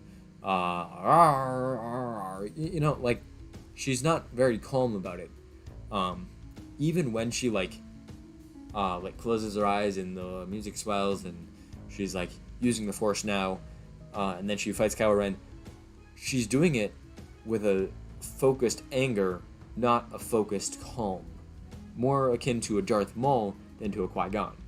Like think back to that scene in The Phantom Menace when the laser gets shut and Qui-Gon Jinn sits down and he closes his eyes and he's like calm, he's meditating. And then you have Darth Maul and he's prowling around just glaring at Qui-Gon Jinn. And of course you have Obi-Wan, which I also love this part. So I'll just mention it here. And he's kind of just, he's not glaring like Maul, but he's not calm. He's got anxiety, but he's not angry, if that makes sense. So he's kind of an in-between between the two. But yeah, then the second time the laser gates are closed, after Qui-Gon Jinn dies, they're both, Darth Maul and Obi-Wan are both kind of the same. Just very hyped and ready to go. But back to Rey. When she calms herself before fighting Kylo Ren, she seems calm for a second, but then as soon as she starts fighting back, she fights with anger. She's got that Darth Maul like predatory expression, body language, all that stuff. So yeah, that's The Force Awakens. Then you have The Last Jedi, where she shows up at Luke's house, at Ahch-To. There you go. She shows up at Ahch-To and insists that he come help them with the Resistance. And in the novel, the third lesson, which isn't in the movie, is that there are these raiders that attack the village, like the weird fish people. They have a village, and these raiders attack the village like I think it's like once a month or something. Anyways, they attack it every now and then, and Rey wants to go stop them, but Luke says, no, don't do that, because what a Jedi would do is he would not stop them, because if he did stop them, then all that would happen is they would come back the next month even more bloodthirsty. And so it's worse that way. So just don't stop them. And Rey obviously goes to stop them. And actually we see this scene in the trailer. At least I think it's this scene where she's like running with her lightsaber on, and she's got like this gravel on her face. And it's so dark side. Like every time she's in action, she's just got this grimace on her face. Like, I don't know if grimace is the right word, but she's like angry. Like I mean, sure, it's a fight, but like, you watch other Jedi fight, they're not like, they don't have that type of expression. Not even Sith have that expression. They're more focused anger, where she is just letting loose. And that even reflects in her fighting style, where, and again, I'll get to this later, but like, both her and Kylo Ren are just winding up so far and swinging so hard, and I'll get into that later, but I don't know, they're fighting, or her fighting, I should say, not very Jedi-like. She seems to be just scared, angry, all the time. Anger isn't the right word. Flustered? I don't know. Flustered isn't the right word either, it's too cute. A mixture between, it's like a badass version of flustered. But anyways, so that's Rey. I don't think she really fulfilled the second character arc of becoming like a calm, stoic Jedi. Like think Luke, as he shows up to Jabba's palace, like emotionless, completely emotionless, powerful, threatening, but not uncontrolled. Whereas Rey is just, I'm gonna get you. So yeah, I don't think she fulfilled that second character arc, and that's because I don't think it was intentional. Like, honestly, I don't really feel, I'm not confident that Ryan or JJ understand Star Wars. They might understand the filmmaking aspects of it, but in terms of like the philosophical Jedi parts of it, and definitely in parts of the world building, I don't think they understand it. Like, there's just no way this gets made if they truly understand it, at least in the same way I do it, because who knows, I could be completely wrong about it. Like, I don't know, George Lucas, Dave Filoni, I don't know, maybe Jon Favreau. If you're watching in the chat, leave a chat if I have it all wrong, but I don't know, I just feel like they don't really get it. And that's kind of disappointing, because the sequel trilogy should have been the most thought-out thing that Disney has ever done. Maybe not ever done. The most thought-out thing that Lucasfilm has done since the prequels, I guess. I don't know. Certainly more thought-out than the TV shows. And yet these TV shows are super interconnected, or at least it seems like they're going to be that way. I don't know. I suppose all of the, like, YouTube videos I watch about Star Wars, they're always talking about the future, and they're always speculating that everything's going to be super good, and it's going to be really thought out in the Filoniverse, and all of that kind of stuff, and so I guess I just have a positive view on the future, but who knows, it could be terrible, but it just seems like the TV shows are more thought out than the actual movies, even though I haven't seen the TV shows. I don't know, now that I talk about that out loud, it just kind of seems like a stupid opinion, but I don't know. Either way, they should have been thought out more. So yeah.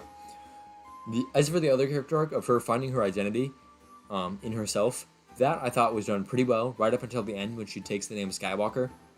At which point it's kind of like, oh, I guess you took the name Skywalker.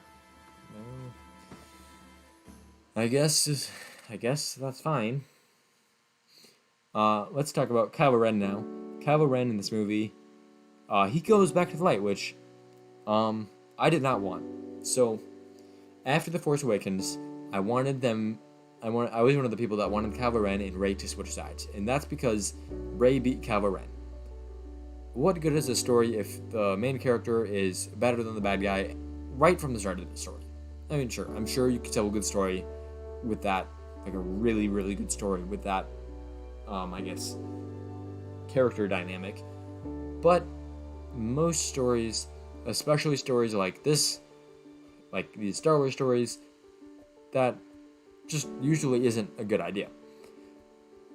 So I wanted them to switch sides. After The Last Jedi, Kylo killed Snoke, which I actually thought that was really good. And again, you can watch my Last Jedi video about this, if you want to hear my insights about that.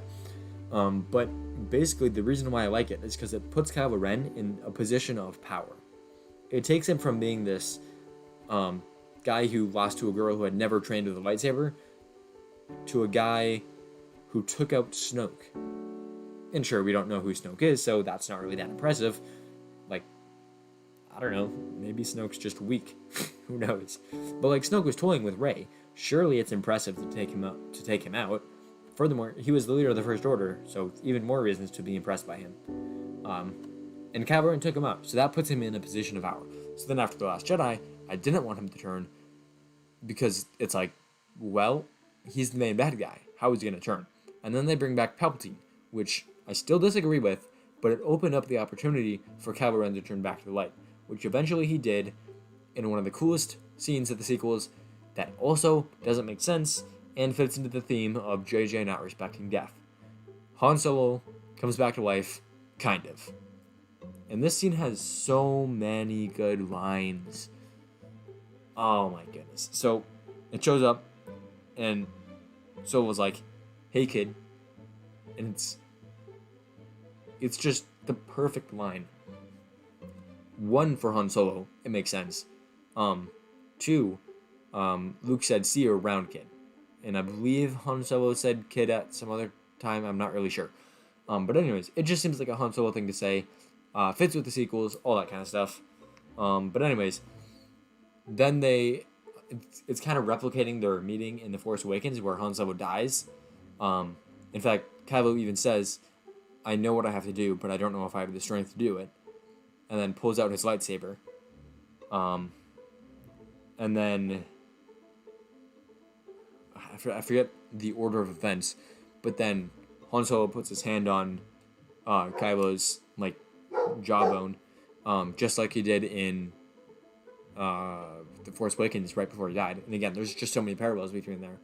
But then Kylo says, "Dad," and he doesn't finish, and Solo just like nods knowingly and says, "I know," which of course is a reference to in The Empire Strikes Back, Episode 5, when Leia says, "I love you," and Solo says, "I know," and then also in Return of the Jedi, Solo says, "I love you," and Leia says, "I know," and now Kylo says "Dad," and looks like he wants to say something else, but doesn't, and then Solo nods knowingly and says, "I know," and at that point, Kylo turns around, throws his lightsaber away. Man, I really liked that lightsaber, but it's so good thematically for him to throw it away. I don't know, I am conflicted about him throwing away the lightsaber. I hope there's more crossguard lightsabers in the future, because crossguards are so good.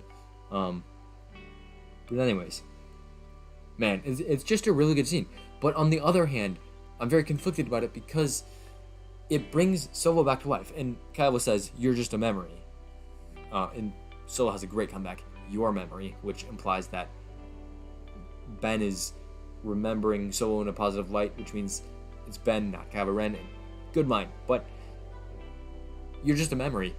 How is he visible then? Like, I can think back and remember what I did last night, but I don't see like a picture of someone I saw last night like standing in front of me. Like, I can visualize them in my mind, but it's not like I see them in front of me. I'm thinking about what they look like. It's different. So I don't know, maybe a force projection, maybe Leia was force project. No, I don't know. It just doesn't make sense. I'm not really sure. Yeah, and if Leia was force projecting Han Solo, that opens up a lot more possibilities, which I suppose could be interesting. Like, maybe you could force project like stormtrooper, like say in the future, for some reason the Empire rises again. I hope they don't do this, but just for the sake of coming up with the bad guy real quick, and Rey is like sneaking in, and so she uses force projection to project stormtrooper armor around herself, and so she's suddenly wearing a stormtrooper disguise using the force. That's a pretty cool power. I mean, seems overpowered. So you'd have to have some weaknesses. Maybe it's really difficult, so she only does it in a pinch. Maybe she does it in order to get close to a stormtrooper to take him out and take his armor, but doesn't have time to get close to anyone. Anyways, I'm getting too far into the development of the Force and all these powers that have possibilities and stuff. But,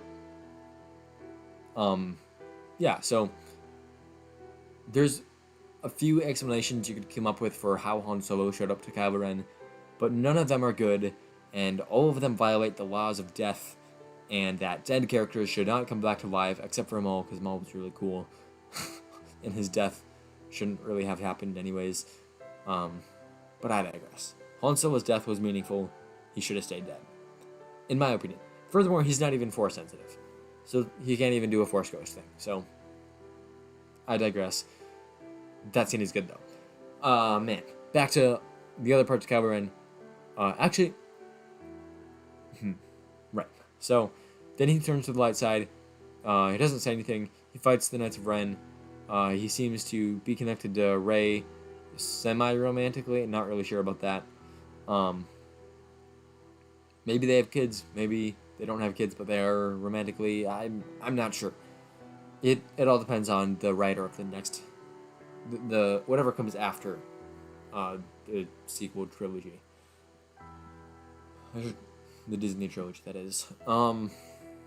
Yeah, so one last thing I do want to touch on is that I forgot to touch on earlier is what exactly is Palpatine's plan, and maybe you have an idea about what it could be, and I just can't think of it. So leave that in the chat and in the comments if you do. But to me, it just doesn't really make sense, especially when it comes to Rey. He tells Kylo to kill Rey, but he wanted her alive earlier, and he wants her alive when she shows up. Like, his whole plan is to have her strike him down. Maybe he wanted Kylo to strike him down, but why didn't he just have Kylo strike him down? Why did he want him to strike him down? I don't get it. He did say all the Sith are on him, so maybe it's like the rule of two, all the rule of two Sith are. So when, I don't know if Darth Zana is canon, but whoever Darth Vane's apprentice is in canon, probably just Darth Zana, they'll probably just remake it. But anyways, whenever Darth Zana strikes Darth Bane down, then maybe Darth Bane goes into her, and maybe then she strikes him down and goes into her, and leading all the way up to Palpatine. And then Palpatine, because in Return of the Jedi, Palpatine wants Luke to strike him down, but I've always thought that was because he knew that Vader would stop Luke. Not only would that reinforce, or not only would that kind of give Luke an introduction to anger, I guess. Not really an introduction, but kind of just force him to rely on his anger and to try and kill Palpatine, which would turn him to the dark side. But it also, because Vader saves Palpatine, it reinforces Vader's slave mentality. So I think that's always been my explanation for that. Whereas now in this case, what is Palpatine going to do? I mean, sure, he can come back to life, but it's going to be hard. It's going to be costly. His body's probably not going to be as good. I mean, is he really alive? Like, there's just so many questions when it comes to Palpatine. And there's a few logistical questions as well, such as, why did he build all of his Star Destroyers underground? That's number one. Number two, why didn't he make it so that they can tell which way is up while in atmosphere where there is a gravity well beneath them, so it's super easy to tell which way is up? Number three, why did he have them, like, pop out of the ground? Why did he make them break out of the, like, ground to get to atmosphere? Number four, why did he fly them in that formation, especially considering they can't tell which way is up? So why didn't he just send them to space and then boom, have them orbit in space? All problem solved. And when I say that formation, I don't just mean in atmosphere. I also mean flat plane, just rows and calms and calms and calms and calms. Just, but flat, right? Like what is the point? Why not have them in like, I don't know, a semicircle around the, like blockade the planet, for example. You could blockade the, whatever like red space thing that the ships fly through to get to Exegol. I don't know if that's a one way, if that only comes from one way, or how it's blocked from other ways. It doesn't really matter. There are a lot better ways to position your Star Destroyers where they won't be vulnerable and where they can tell which way is up and where they can defend each other and stop the good guys from getting anywhere. So, oh boy, that's the Rise of Skywalker. I think that's all I have for just the normal review. I do have one more thing. Here, let me pause this real quick. Okay.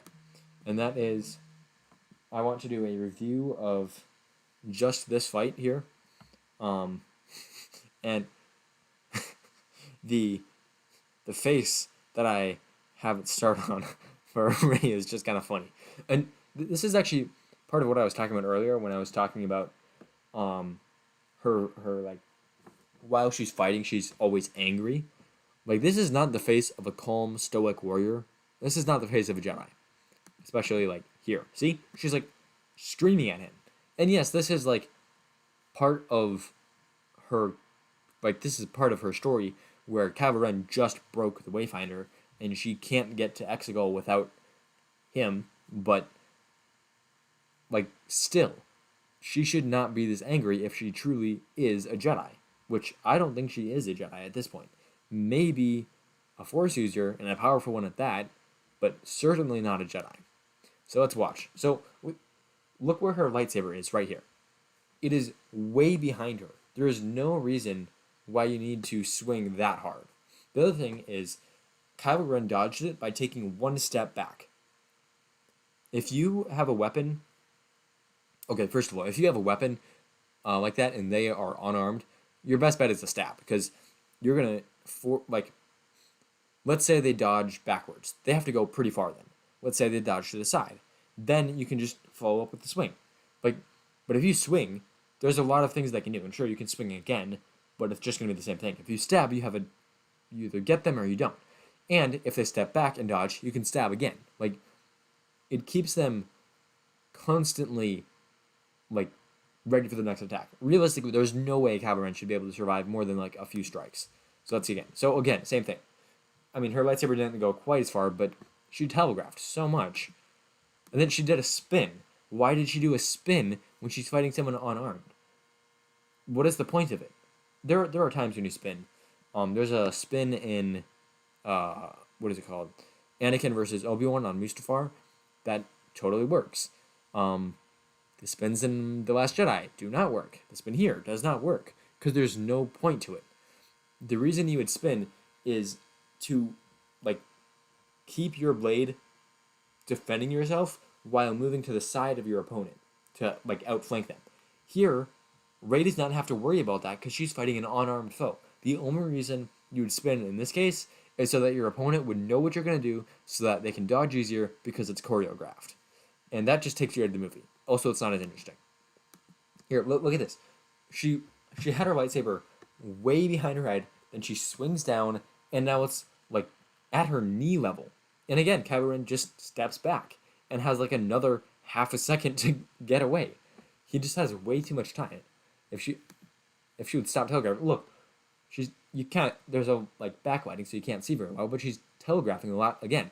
And here, if you don't know, telegraphing is, like, when your opponent can tell exactly what you're going to do before you do it, because, like, you're winding up, basically.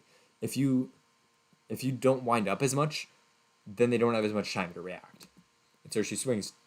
There's a stab, but okay, let's go back, because that stab was fascinating.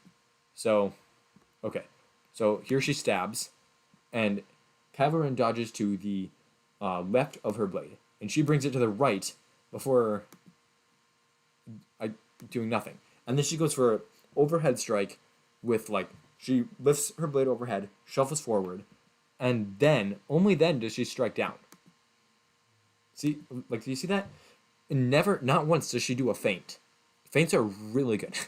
uh, there's there's a few times when I'll be fighting someone and I just feint once on their right side, and then I switch to their left and get them. And granted, I don't use like real weight swords or anything. I use like PVC pipe, foam, and duct tape stuff. It's not the right weight at all. But if anything, it should be easier to do a feint with a weapon that has most of its weight in the hilt rather than most of the weight along the blade, which is how my swords are. If she had just, if she had, instead of shuffling forward and then swinging down, if she had swung down, shuffled forward, and brought it up in a stab, she would have got him because Kylo Ren is blocking up. I mean, maybe he would have dodged, but it's just, it just looks so amateurish. So, anyways, somehow they break their grip. How did that happen again? I don't see it. So he blocks, and then suddenly she just gets her blade thrown to the side for some reason, and Kylo Ren gets his blade thrown down. What caused that? I don't know. Kylo Ren does a spin. That spin actually made sense because he was moving away. I mean, he probably could have just shuffled backwards and a bit to the left, but the spin isn't super bad. Then he jumps down, and then we cut to this is Leia and stuff. So I'll skip ahead, skip ahead, skip ahead, skip ahead. Come on. Oh, too far. Too far. There we go. Okay. All right, here we are. So, again, you see the problem here? They're telegraphing way too much. And any second. Yeah, see? It's ridiculous. And there's another spin. There's another spin. That wasn't one retreat. It's not too bad. Wait, whoa, what was that? Oh my goodness. Okay. So, watch this. Ready? So she stabs, and he lifts his arm around her stab. And again, she stabs and brings it away from him after the stab instead of just angling back towards him, which obviously you would want to do, especially if your weapon doesn't have just two sharp edges and it's sharp on every side, or technically not sharp, but just hot. And that's something interesting that I've never considered, but it's easier to do that type of move that I'm talking about with the type of sword that I play with, because I don't have just two sharp edges. We don't play with edge alignment at all. That's way too complex. We just say if you get hit in the leg, you can't use your leg. Hop on one foot. If you get hit in the arm, stop using your arm. And it's actually a lot like lightsabers in that, because lightsabers are sharp on every side. They're just basically, they're really deadly. So it's a lot easier, and especially with how lightsabers are balanced. I mean, sure, technically I've never held a lightsaber, but every time I've heard it described, and based on what it looks like and how I would guess, it's a lot heavier in the hilt than it is in the blade, which means you can move the blade really, really quickly. But for some reason, they don't leverage that. And again, look at that. They just wind up and then bash their blades together. This last strike here, they weren't even going to hit each other there. They just hit blades together just because they could. So yeah, here's Finn. There it is. Okay. So yeah, I guess that's fine. That one wasn't too bad. There it is. Like why are they winding up so much? I don't know. I just feel like I've said that so much at this point, I don't really need to say it anymore. But this part. Look at Rey's expression here. So as Finn comes up, she's like, I don't know if you could see it. You see it for like a brief instant. There, see, like there it is again. She's like screaming and yelling and just not a calm Jedi. And it's not even like she's scared. And I'm gonna skip ahead a bunch because honestly, most of it is the same up until later, which I definitely want to talk about. But okay, so actually, I do want to see this part real quick. So they get in a blade clash, which there's a lot more you can do in blade clash, but it's Hollywood. Oh well. Here, that's actually pretty interesting. She has Kylo's blade trapped underneath of hers, and it's sticking into the metal of the deck of the Death Star, which is pretty cool. and there's like steam building up, and it's just this really cool scene. And then she backflips over the wave, and it's just amazing. Like, look at that backflip. What excellent form. And then she lands in a 3-point grip, or not grip, 3-point landing, which maybe not the best, but it's not too bad. She doesn't land like directly on her knee. She lowers herself to her knee, so it's not super bad. But anyways, so yeah, this giant wave crashes over Kyber and he just walks out. That's pretty cool. And there was a wave earlier that he jumped over, but like, I don't know. It's just cool to see him do that. But then he switched to his reverse grip, and I'm gonna skip ahead a little bit. I'm pausing a lot and skipping around because I don't really want to get copyright struck. That happened to me once. It's just not fun to deal with. But yeah, so here he is with the reverse grip, and look. Okay, hang on. I lost my spot. Okay, there we go. Look at that windup. Look at this. Look, he's got it way back there, and he has to bring it all the way over there just to get a strike off. And do you know why? Because he's using a reverse grip. I have tried reverse grip. It is the worst. Like, I would rather go left-handed than reverse grip. The only good thing you can do with the reverse grip is you strike upwards and then stab down. Like, no one does that with reverse grip in movies. They only do slashes. The only good thing is to stab down. That's like your only good move. I guess you can block your legs better, but who goes for legs? Especially if you have a reverse grip. The only reason I go for legs is because they're easier to hit. But if you're holding a reverse grip, now I'm going to go for your head, which is easier to hit, and a better target. And a bigger target. And it doesn't leave you open as much. Reverse grip is just stupid. Okay, so here again. Look how he has to angle his arms super awkwardly. And still, they're just swinging their blade. Look at where their blades are. They're just, like, no one, not even amateurs, swing that far. It's absolute ridiculousness. Oh my goodness. Did you see that baseball bat? I just want to watch that again. Okay, so here they are. This is probably the most egregious sequence here. It's straight across, side cut, and he stops with the force. That's, I don't know, pretty cool. Would have been cooler if he tried to attack her. She spun out of it. That was actually a pretty good spin. They go back to it. Lots of spinning, lots of striking way too hard. Then they stop for no reason while they're like close enough to hit each other. You can stop like that. You can hold your blade by your side and look dramatic, but you probably shouldn't do it if you're within striking distance. Especially with blades that are weighted like that. Did you see that? Okay, so let's go back here. Do you see how easy it is for Kylo to see what she's about to do and then counter? He brought his blade up to his ear and then back down just to block. And he had time to do it because he could see what she was doing. Even if you weren't a Jedi, you could predict what Rey is going to do like half a second before she does it. And then they do one strike, and here she goes to reverse grip. And look how open she is right here. Kylo Ren could just hit her right there. And then she has to do a spin just to get around again, so when she finally made contact with him, and here, I'll see if I can pause it right at that moment. Right here. When she makes contact with him, she's basically facing sideways, so she has to spin around again. And now, again, her blade is not defending her at all. It's right behind her. And then she has... This is completely unrealistic. She has no leverage here. He's got a crossguard. If he... Okay, it's hard to demonstrate this, but he could turn his lightsaber into her while still maintaining... while still touching her blade. If he just shifted a bit to the left and spun towards her, his blade would hit her easily. He wouldn't even have to move himself. He could just move his blade. And that's not directly caused by its reverse grip, but it certainly helps.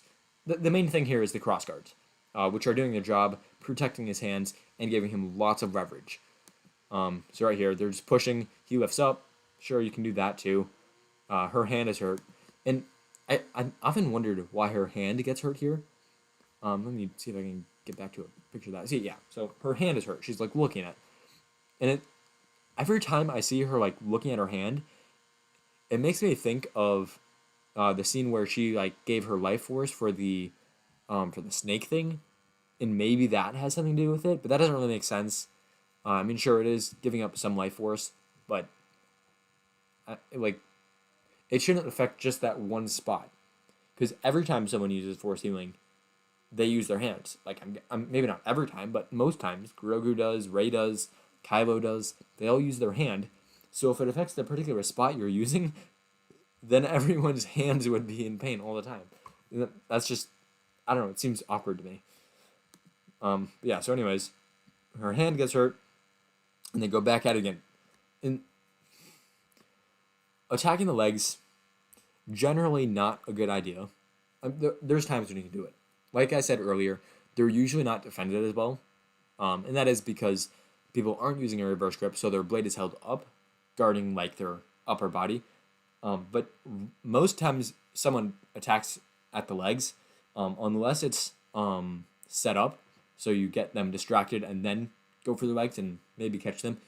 And usually when I go for the legs, I hit and then retreat as quickly as possible, because you get really opened up to counterattack. Think about it. Your blade is all the way down. You might be able to get their legs, but they can get your head, they can get your chest, they can get your shoulders, arms, everything. And all you get is their legs. And so when Kylo Ren is just defending himself against her, against her, what do you call it? Reverse grip shenanigans, like, it looks semi-realistic because he's not attacking. But if he was to truly attack, she would be screwed. And if you don't trust me on that, try it. Take some PVC pipe and foam for it and cover it in duct tape. Make 2 swords out of those. Fight one of your friends. Use a reverse grip. You'll be destroyed. Trust me. It's sad how cool it looks and how dumb it is. And then they have 2 spins that do nothing. Then they swing around a bunch. Great overhead cleaves. It's kind of disappointing, to be honest. And then Rey falls down. And yeah, I get fights can be fatiguing, but I don't think it should be that fatiguing. Moved on to that. I'm going to move back to this. So, yeah. I mean, I guess I can go back to this. So yeah. Again, just watching it, it's just giant swings for no reason. Yeah. That's a lot of what this is.